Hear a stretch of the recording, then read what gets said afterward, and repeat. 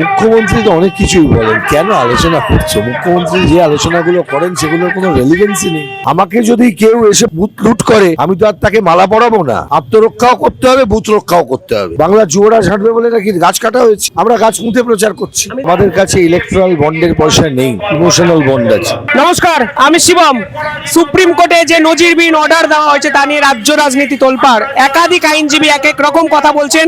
আজ আমার সঙ্গে এই মুহূর্তে আছেন বাম প্রার্থী সব্যসাচী চট্টোপাধ্যায় এবং আইনজীবী সবদা। ভোটের প্রচার কেমন চলছে? অনেকদিন পর আপনাকে দেখলাম। ভালোই চলছে ভোটের প্রচার, যত দিন যাচ্ছে এগোচ্ছে, আরো এগোবে, চলবে, জিতবে। মীনাক্ষী মুখার্জি থেকে শুরু করে বিকাশ রঞ্জন ভট্টাচার্য সবাই আপনাকে সাপোর্ট করছেন। সকলেই আসছেন, আরো আসবেন। সীতারাম ইয়েচুরি আসবেন, আমাদের আরো অন্যান্য নেতৃত্বও আসবেন, কংগ্রেসের নেতৃত্বরাও আসছেন। আমরা ভালোভাবে যে জোট, আমরা ইন্ডিয়া জোট করেছি, আমরা এগিয়ে যাচ্ছি। আর মানুষ তত এগোচ্ছেন, আমরাও যত এগোচ্ছি। আর বিজেপি তত ভয় পাচ্ছে, মোদী তত দেখবে আগ্রাসী হয়ে উঠছে। হাওড়ায় আপনি আন্ডারডগ হিসাবে শুরু করেছেন। প্রসূন ব্যানার্জি অনেকে জিতিয়ে দিয়েছেন, তৃণমূল জিতবেন। অভিষেক ব্যানার্জি প্রচার করে গেছেন প্রসূনের হয়ে। আমি তো বলেছিলাম যে লড়াইটা হবে নির্বাচনে, ভোট দেবেন মানুষ। এই মানুষের কাছে পৌঁছানো, মানুষের কথা শোনা, এটার উপর যদি ভরসা রাখা যায় তাহলে এর কোনো বিকল্প হয় না। এবং ওই মানুষ এবং মানুষ, ওটা দিয়েই শুরু, ওটা দিয়েই শেষ। নির্বাচনে অন্য কোনো সমীকরণ হয় না। যে যা খুশি করতে পারে, জিতবো আমরাই। কিন্তু মানি এবং মাসেল পাওয়ারের কাছে কি বাম রাজনীতি পিছিয়ে যাচ্ছে? আবার বললাম, মানুষ সবকিছুকে পরাস্ত করতে পারে। আপনারা গুগল পেতে ডোনেশন চাইছেন পোস্টার ব্যানার বানানোর জন্য, কোথাও পিছিয়ে যাচ্ছেন বলে মনে হচ্ছে? আমি বললাম তো যে আমাদের কাছে ইলেকট্রাল বন্ডের পয়সা নেই।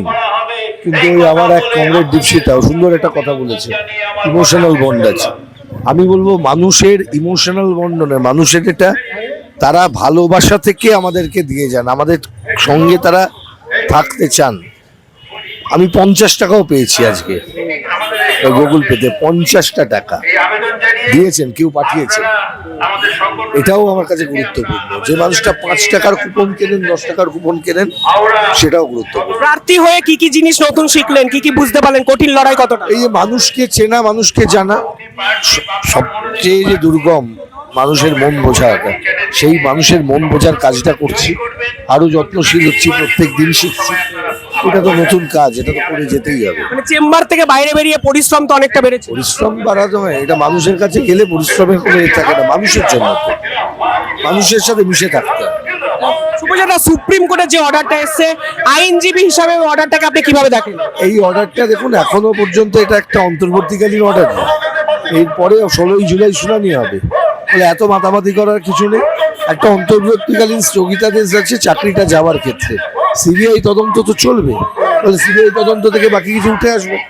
সেখানে সুপারনিউমেরিক পোস্টের বিরুদ্ধেও সিবিআই তদন্ত যেটা আছে সেটাও চলবে, ক্যাবিনেট কেলেঙ্কারির বিরুদ্ধে হবে।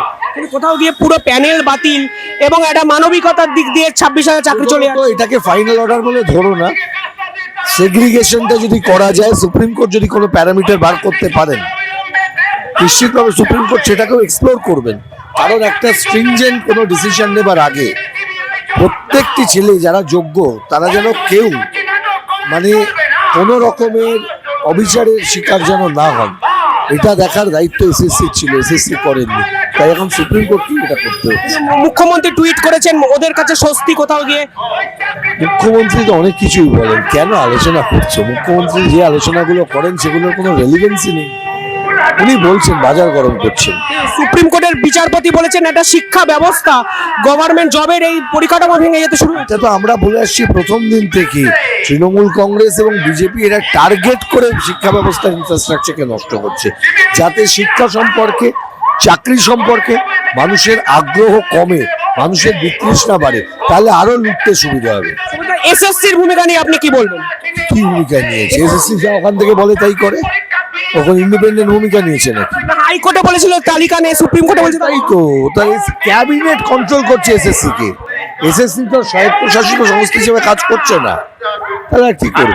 মানে কোথাও গিয়ে এটা একটা দুর্দশাগ্রস্ত বাংলা ছবি ফুটে উঠছে। দুর্দশাগ্রস্ত বাংলার ছবি তো সর্বত্র ফুটে উঠেছে। এটাও তুমি যখন এই গোটা নির্বাচনের মধ্যে যেটা শিখলাম না, আমরা এই যে ফ্র্যাগমেন্টেড ওয়েতে শুধু শিক্ষা দুর্নীতি, গোটা বাংলায় যাও, দেখবে দুর্নীতিটাই একটা প্রাতিষ্ঠানিক রূপ ধারণ করেছে বাংলায়। এটাই বাংলার সবচেয়ে বড় সমস্যা। আপনার কি মনে হয় এটা টাইম কিলিং একটা করার চেষ্টা করছে এসএসসি পুরো বিষয়টা? টাইম কিলিং করার চেষ্টা করলে করবে, কিন্তু মানুষ তো বুঝতে পারছেন, মানুষ তো ক্ষতিগ্রস্ত হচ্ছেন, মানুষ সেটা বুঝতে পারছেন। টাইম কিল করে কিছু করতে পারবেন না। হাওড়াতে আপনি কতটা কনফিডেন্ট? 100%। আপনি দূষণ নিয়ে কথা বলছেন, মানে এটা নজিরবিহীন এটা লাগছে, রাজনৈতিক নেতারা দূষণ নিয়ে কথা বলছেন। রাজনৈতিক নেতারা তো গাছ কেটে প্রচার করে গেছে। কে প্রচার- আমরা তো রাজনৈতিক নেতারা বাল্টিগুড়িতে গাছ কাটা হয়েছে প্রচার করার জন্য। বাংলা যুবরাজ হাঁটবে বলে নাকি গাছ কাটা হয়েছে, আমরা গাছ পুঁতে প্রচার করছি। আমি দেখলাম সিপিএম সমর্থকদের সাথে বচসা হয়েছে এক সপ্তাহ আগে এই হাওড়াতে। হচ্ছে, আরে লড়াইটা তো ওইখানেই বামপন্থীদের সাথে তৃণমূলের মধ্যিখানে তো ওই খেলা চলছিল। ওটা তো খেলা হবে। আপনি কতটা কনফিডেন্ট সভ্যজাত? 100%। আমি প্রসন্ন ব্যানার্জিতে হারাতে পারবো? আমি 100% কনফিডেন্ট আমার জেতার ব্যাপারে। কাকে হারাবো সেটা পরের প্রশ্ন। সমস্ত প্রার্থী যারা হয়েছেন তাদের উদ্দেশ্যে বাম প্রার্থী হয়ে কি বার্তা দেন? একটাই কথা, ভোটের শতাংশ কমছে। একটাই কথা বলবো, তারা প্রার্থী হয়েছেন, আমিও প্রার্থী হয়েছি। আমরা যেন গণতান্ত্রিক বাতাবরণে গণতান্ত্রিক সংস্কৃতি, হাওড়ার যে সংস্কৃতি রাজনীতি, সেটাকে যেন একসাথে ঊর্ধ্বে তুলে ধরার মতন একটা এক্সাম্পল সেট করতে পারি। একটা ইলেকশন হোক, যে ইলেকশনটাতে মারামারি, হানাহানি, রক্তপাত বন্ধ থাকুক। কিন্তু মোহাম্মদ সেলিম লড়লেন মুর্শিদাবাদে, বুথ আগলালেন, আপনি ইন্সপায়ার করলো এই লড়াইটা দেখে? আত্মরক্ষার অধিকার তো 100% আছে। মানে এটা উজ্জীবিত করলো আপনাকে? 100 বার। আমাকে যদি কেউ এসে বুথ লুট করে, আমি তো আর তাকে মালা পরাবো না। আত্মরক্ষাও করতে হবে, বুথ রক্ষাও করতে হবে, খুব স্বাভাবিক কথা। কিন্তু আমি চাইবো শেষ রক্তবিন্দু দিয়েও রক্তপাত আটকাতে। আপনি বুথ আগলানোর জন্য শেষ রক্তবিন্দু দেবেন বলছেন? 100 বার দেবো। মানে আপনার সংগঠন কতটা শ্রদ্ধা? 100 বার, 100% তৈরি হয়ে গেছে, হচ্ছে। অবশ্যই, অসংখ্য ধন্যবাদ। অত্যন্ত কনফিডেন্ট। আমরা একা নই, ভারতীয় জাতীয় কংগ্রেসও আমাদের সঙ্গে। উলুবেড়িয়াতে জাতীয় কংগ্রেসের সাথে আমরা, এখানে ভারতীয় জাতীয় কংগ্রেসের সাথে আমরা একসাথেই আমরা মানে লড়ছি। বুথের দিনও মানে ভোটের একদম। দিনও? মানে এই অজুহাত দেবেন না তো? অনেকে বলে না বুথ আমাদের লুটে নিল, এইগুলো।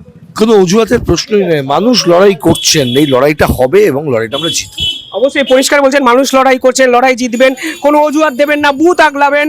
মোহাম্মদ সেলিমের এই লড়াই ইন্সপায়ার করেছেন সব্যসাচী চ্যাটার্জি, হাওড়ার লোকসভা নির্বাচনের প্রার্থী। ভোটের দিন তিনিও রক্ত মাংস দিয়ে 100% দিয়ে বুথ আগলাতে প্রস্তুত।